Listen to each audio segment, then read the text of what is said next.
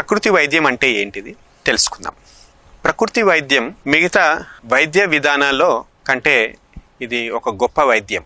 ఇప్పుడు ఇందులో మేము ఎలా రోగాన్ని నయం చేస్తాము, అసలు ఎలా చూస్తాము అనేది ముఖ్యమైన విషయం. ఫీవర్ వచ్చింది అనుకోండి, జ్వరం వస్తే అలోపతిలో పారాసిటమాల్ టాబ్లెట్ ఇస్తారు. హోమియోపతిలో సిమిలిబస్ క్యూరెంటమ్, సేమ్ డిజీజ్ వాళ్ళు different dilution disease part concentration ఒక పొటెన్సీ తయారు చేసి దానికి మెడిసిన్ ఇవ్వటం జరుగుతుంది. ఆయుర్వేదం వచ్చేసరికి ఇక్కడ అన్ని దివ్య ఔషధ మొక్కలు, వాటి కషాయాలు ఆ జ్వరానికి ఇవ్వటం జరుగుతుంది. యునాని అంటే ఇది ఉర్దూ వర్షన్ ఆఫ్ ఆయుర్వేద. మళ్ళీ సిద్ధ ఇది తమిళనాడు ప్రాంతంలో ఇది ఎక్కువగా ఉంటుంది, హర్బో మినరల్ థెరపీ. కుకింగ్ టెంపరేచర్ అనేది ఒక 200 degrees కంటే మించకండి. బేకింగ్ అయినా, ప్రెషరైజింగ్ అయినా, రోస్టింగ్ అయినా లేదా ఫ్రైల్ అయినా ఏదైనా మనకది ఆరోగ్యానికి మంచిది.